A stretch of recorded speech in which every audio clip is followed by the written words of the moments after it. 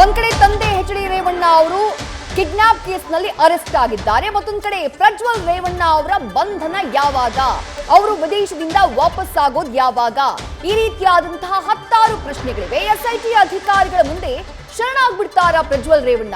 ಯಾಕಂದ್ರೆ ಪ್ರಜ್ವಲ್ ರೇವಣ್ಣ ವಿರುದ್ಧ ಲೈಂಗಿಕ ದೌರ್ಜನ್ಯದ ಜೊತೆಗೆ ರೇಪ್ ಕೇಸ್ ಕೂಡ ದಾಖಲಾಗಿದೆ. ವಿಚಾರಣೆಗೆ ಹಾಜರಾಗೋಕೆ ಪ್ರಜ್ವಲ್ 7 ದಿನದ ಕಾಲಾವಕಾಶವನ್ನ ಕೇಳಿದ್ದಾರೆ. ಈಗಾಗಲೇ ಕೆಆರ್ ನಗರ ಕಿಡ್ನಾಪ್ ಕೇಸ್ನಲ್ಲಿ ರೇವಣ್ಣ ಅವರ ಬಂಧನ ಆಗಿದೆ. ಪ್ರಜ್ವಲ್ ರೇವಣ್ಣರನ್ನ ಬಂಧಿಸುವುದಕ್ಕೆ ಸದ್ಯ ಎಸ್ಐಟಿ ಹುಡುಕಾಟವನ್ನ ನಡೆಸ್ತಾ ಇದೆ. ಮತ್ತಷ್ಟು ಡೀಟೇಲ್ಸ್ ನಮ್ಮ ಪ್ರತಿನಿಧಿ ಚಂದ್ರಶೇಖರ್ ನೀಡ್ತಾ ಹೋಗ್ತಾರೆ. ಚಂದ್ರಶೇಖರ್, ಎಚ್ ಡಿ ರೇವಣ್ಣ ಅವರು ಅರೆಸ್ಟ್ ಆಗಿದೆ ಕಿಡ್ನಾಪ್ ಪ್ರಕರಣಕ್ಕೆ ಸಂಬಂಧಪಟ್ಟ ಹಾಗೆ. ಪ್ರಜ್ವಲ್ ರೇವಣ್ಣ ಅವರ ವಿರುದ್ಧ ಆರಂಭದಲ್ಲಿ ಹೊಳೆನರಸೀಪುರದಲ್ಲಿ ದಾಖಲಾದಂತಹ ಕೇಸ್ನಲ್ಲಿ ಕೇವಲ ಲೈಂಗಿಕ ದೌರ್ಜನ್ಯದ ಸೆಕ್ಷನ್ಸ್ ದಾಖಲಾದ್ರೂ ಕೂಡ ಆ ನಂತರ ಸಿಐಡಿ ಸ್ಟೇಷನ್ ನಲ್ಲಿ ದಾಖಲಾದಂತಹ ಕೇಸ್ನಲ್ಲಿ ರೇಪ್ ಸೆಕ್ಷನ್ ನ ಹಾಕಲಾಗಿದೆ. ನಾನ್ ಬೇಲೇಬಲ್ ಸೆಕ್ಷನ್ ಅವರ ವಿರುದ್ಧ ಕೂಡ ದಾಖಲಾಗಿರುವುದು. ಹಾಗಾಗಿ ಪ್ರಜ್ವಲ್ ರೇವಣ್ಣ ಅವರು ಖುದ್ದಾಗಿ ಅವರೇ ಬಂದು ಶರಣಾಗ್ತಿದ್ದಾರಾ ಅಥವಾ ಅವರ ಹುಡುಕಾಟ ಯಾವ ರೀತಿಯಾಗಿ ಸಾಗ್ತಾ ಇದೆ? ಪ್ರಜ್ವಲ್ ರೇವಣ್ಣಗೆ ಸಂಬಂಧಪಟ್ಟ ಹಾಗೆ ಏನು ಅಪ್ಡೇಟ್ಸ್ ಲಭ್ಯವಾಗ್ತಾ ಇದೆ ಚಂದ್ರಶೇಖರ್? ವಿದ್ಯಾ, ಈ ಒಂದು ಪ್ರಕರಣಕ್ಕೆ ಸಂಬಂಧಪಟ್ಟಂತೆ ಈಗಾಗಲೇ ಏನು ರೇವಣ್ಣ ಅವರ ಬಂಧನದ ನಂತರ ಅಂದ್ರೆ ಎಲ್ಲೋ ಒಂದ್ ಕಡೆ ಮಗನನ್ನ ರಕ್ಷಣೆ ಮಾಡ್ಲಿಕ್ಕೆ ಹೋಗಿ ರೇವಣ್ಣ ಅವರು ಬಂಧನ ಆದ್ರ ಅನ್ನುವಂತ ಅನುಮಾನ ಕೂಡ ಈಗ ಸದ್ಯಕ್ಕೆ ಶುರುವಾಗ್ತಾ ಇರುವಂತಹದ್ದು. ಯಾಕೆಂತಂದ್ರೆ ಈ ಒಂದು ಪ್ರಕರಣದ ಸಾಕ್ಷಿಯಾಗಿ ಎಲ್ಲಿ ಮಹಿಳೆ ಬರ್ತಾಳೋ ಅಥವಾ ಮತ್ತಷ್ಟು ಪ್ರಕರಣಗಳು ದಾಖಲಾಗುವಂತಹ ಚಾನ್ಸಸ್ ಇದೆಯೋ ಅನ್ನುವಂಥ ನಿಟ್ಟಿನಲ್ಲಿ ಕಿಡ್ನಾಪ್ ಮಾಡಿದ್ರು ಅನ್ನುವಂಥ ಆರೋಪ ಕೂಡ ಕೇಳಿ ಬಂದಿತ್ತು. ಈ ಹಿನ್ನೆಲೆಯಲ್ಲಿ ಎಲ್ಲೋ ಒಂದ್ ಕಡೆ ರೇವಣ್ಣ ಅವರು ಅರೆಸ್ಟ್ ಆಗಿರುವಂತಹದ್ದು. ಇದನ್ನ ಹೊರತುಪಡಿಸಿದ್ರೆ ಪ್ರಜ್ವಲ್ ರೇವಣ್ಣ ಅವರ ವಿರುದ್ಧ ಈಗಾಗಲೇ ಕೇಳಿ ಬಂದಿರುವಂತಹದ್ದು ಮೊದಲಿಗೆ ಏನು ಹೊಳೆನರಸೀಪುರದಲ್ಲಿ ದಾಖಲಾಗಿದ್ದಂತಹ ಪ್ರಕರಣದಲ್ಲಿ ಕೇವಲ ಲೈಂಗಿಕ ದೌರ್ಜನ್ಯ ಅಷ್ಟೇ ದಾಖಲಾಗಿತ್ತು. ಅದಾದ ನಂತರ ಏನು ನಿರಂತರ ಅತ್ಯಾಚಾರದ ಆರೋಪದ ಅಡಿಯಲ್ಲಿ ಸೆಕ್ಷನ್ 376 ಕ್ಲಾಸ್ 2 ಅಲ್ಲಿ ಎನ್ ಪ್ರಕರಣ ಏನು ಸೆಕ್ಷನ್ ಅಡಿಯಲ್ಲಿ ಒಂದು ಪ್ರಕರಣ ದಾಖಲಾಯಿತು. ಈ ಒಂದು ಪ್ರಕರಣದಲ್ಲಿ ಏನು ಸೆಕ್ಷನ್ ಇಂಪ್ಲಿಮೆಂಟೇಷನ್ ಶಿಕ್ಷೆ ಇಂಪ್ಲಿಮೆಂಟೇಷನ್ 10 ವರ್ಷ ಅಥವಾ ಜೀವಾವಧಿ ಶಿಕ್ಷೆ ಆಗಿರೋದ್ರಿಂದ ಅರೆಸ್ಟ್ ಮಾಡಲೇಬೇಕಾಗತ್ತೆ. ಈ ಹಿನ್ನೆಲೆಯಲ್ಲಿ ಆ ಒಂದು FIR ದಾಖಲಾಗುತ್ತಿದ್ದಂತೆ SIT ಅಧಿಕಾರಿಗಳು ಈಗಾಗಲೇ ಲುಕೌಟ್ ನೋಟಿಸ್ ಅನ್ನು ಕೂಡ ಹೊರಡಿಸಿದ್ರು. ಆಗ ಲುಕೌಟ್ ನೋಟಿಸ್ ಅನ್ನು ಹೊರಡಿಸಿದ್ರೆ ಈಗಾಗಲೇ ದೇಶದಿಂದ ಹೊರಗಡೆ ಇರುವಂತಹ ಕಾರಣಕ್ಕಾಗಿ ರೆಡ್ ಕಾರ್ನರ್ ನೋಟಿಸ್ ಅನ್ನು ಕೂಡ ಇಶ್ಯೂ ಮಾಡಬೇಕು ಅನ್ನುವಂತಹ ನಿಟ್ಟಿನಲ್ಲಿ ಈಗಾಗಲೇ SIT ಅಧಿಕಾರಿಗಳು CBI ಅಧಿಕಾರಿಗಳಿಗೆ ಮನವಿಯನ್ನ ಮಾಡಿದ್ದಾರೆ. CBI ಅಧಿಕಾರಿಗಳು ಇಂಟರ್ಪೋಲ್ಗೆ ಹೇಳಿ ಈಗಾಗಲೇ ಆ ಒಂದು ನೋಟಿಸ್ ಅನ್ನು ಜಾರಿ ಮಾಡುವಂತಹ ಎಲ್ಲ ಸಿದ್ಧತೆಯನ್ನು ಕೂಡ ಮಾಡಿಕೊಂಡಿರುವಂತಹದ್ದು. ಇನ್ನು ಪ್ರಜ್ವಲ್ ರೇವಣ್ಣ ಅವರ ಒಂದು ಏನು ಅವರ ಮುಂದೆ ಇರುವಂತ ಒಂದೇ ಒಂದು ಆಪ್ಷನ್ ಅಂದ್ರೆ ಅವ್ರು ಬಂದು ಶರಣಾಗಬೇಕು, ಇಲ್ಲ ಅರೆಸ್ಟ್ ಆಗಬೇಕು, ಇವೆರಡೇ ಆಪ್ಷನ್ ಇರೋದು.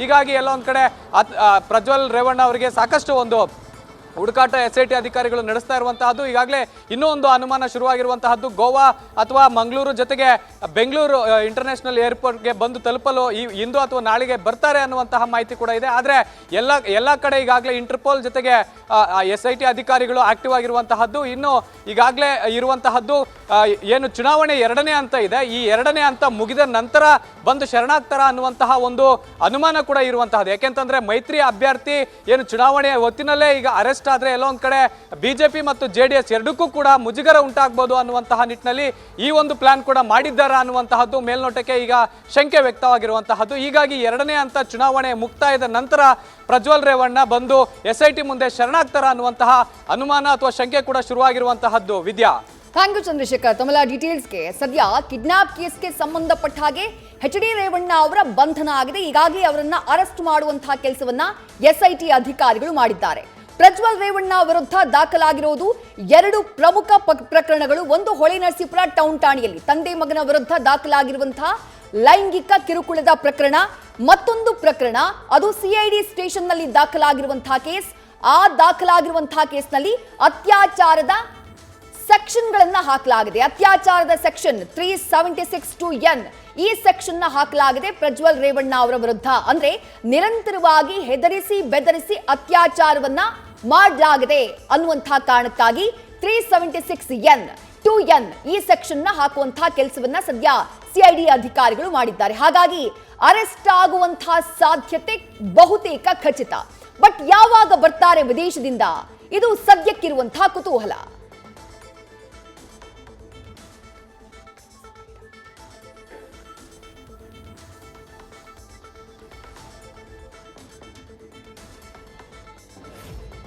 ಒಂದು ಪ್ರಕರಣಕ್ಕೆ ಸಂಬಂಧಪಟ್ಟ ಹಾಗೆ ಎಚ್ ಡಿ ರೇವಣ್ಣ ಅವರ ವಿರುದ್ಧ ಇದ್ದಂತಹ ಪ್ರಕರಣ ಅದು ಕಿಡ್ನಾಪ್ ಪ್ರಕರಣ.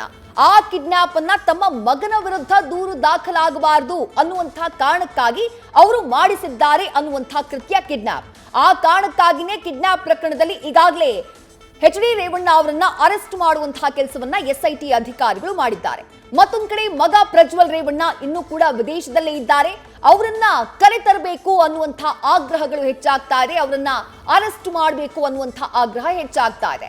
ಅವರ ವಿರುದ್ಧ ದಾಖಲಾಗಿರುವಂತಹ ಮತ್ತೊಂದು ಕೇಸ್, ಒಂದು ತಂದೆ ಮಗನ ವಿರುದ್ಧ ದಾಖಲಾಗಿರುವಂತಹ ಹೊಳೆನರಸೀಪುರ ಟೌನ್ ಠಾಣೆಯಲ್ಲಿ ದಾಖಲಾಗಿರುವಂತಹ ಕೇಸ್, ಅದು ಲೈಂಗಿಕ ಕಿರುಕುಳ ಸೆಕ್ಷನ್ಗಳನ್ನ ಹಾಕಿ ದಾಖಲು ಮಾಡಿರುವಂತಹ ಕೇಸ್. ಬಟ್ ಸಿಐಡಿಯಲ್ಲಿ ದಾಖಲಾಗಿರುವಂತಹ ಮತ್ತೊಂದು ಕೇಸ್, ಓರ್ವ ಮಹಿಳೆ ಆಕೆ ಕೊಟ್ಟಂತಹ ಕೇಸ್ನಲ್ಲಿ ನನ್ನ ಮೇಲೆ ಅತ್ಯಾಚಾರ ಮಾಡಲಾಗಿದೆ ಅಂತ ನೇರ ಆರೋಪವನ್ನ ಮಾಡಿದ್ದಾಳೆ. ಹೆದರಿಸಿ ಬೆದರಿಸಿ ನಿರಂತರವಾಗಿ ರೇಪ್ ಮಾಡಲಾಗಿದೆ ಅನ್ನುವಂಥದ್ದನ್ನ ಆಕೆ ತಾನು ಕೊಟ್ಟಂತಹ ಕಂಪ್ಲೇಂಟ್ ನಲ್ಲಿ ಉಲ್ಲೇಖ ಮಾಡಿದ್ದಾಳೆ. ಹಾಗಾಗಿ ಎಫ್ಐಆರ್ ನ ದಾಖಲು ಮಾಡುವಂತಹ ಸಂದರ್ಭದಲ್ಲಿ 376(2)N ಅಂದ್ರೆ ನಿರಂತರವಾಗಿ ಹೆದರಿಸಿ ಬೆದರಿಸಿ ಅತ್ಯಾಚಾರ ಮಾಡೋದು, ಆ ಸೆಕ್ಷನ್ ನ ಆಡ್ ಮಾಡಿದ್ದಾರೆ ಪ್ರಜ್ವಲ್ ರೇವಣ್ಣ ಅವರ ವಿರುದ್ಧದ ಎಫ್ಐಆರ್ ನಲ್ಲಿ. ಹಾಗಾಗಿ ಇದು ನಾನ್ ಬೇಲೇಬಲ್ ಸೆಕ್ಷನ್ ಆಗಿರೋದ್ರಿಂದ ಪ್ರಜ್ವಲ್ ರೇವಣ್ಣ ಅರೆಸ್ಟ್ ಆಗೋದು ಖಚಿತ ಅಂತ ಹೇಳಲಾಗ್ತಾ ಇದೆ. ಹೀಗಾಗಿ ವಿದೇಶದಿಂದ ಅವರು ಯಾವಾಗ ವಾಪಸ್ ಬರ್ತಾರೆ, ಈಗಾಗಲೇ ಬರಬೇಕಾಗಿತ್ತು ಅವರಿಗೆ ಕೊಟ್ಟಿರುವಂತಹ ನೋಟಿಸ್ ಪ್ರಕಾರ. ಬಟ್ 7 ದಿನಗಳ ಕಾಲಾವಕಾಶವನ್ನ ಪ್ರಜ್ವಲ್ ರೇವಣ್ಣ ಅವರು ಕೇಳಿದ್ದಾರೆ ಎನ್ನುವಂತಹ ಮಾಹಿತಿ. ನ್ಯೂಸ್ ಫಸ್ಟ್ ನಿರ್ಭೀತಿಯಿಂದ ನಿಮ್ಮ ಪರವಾಗಿ.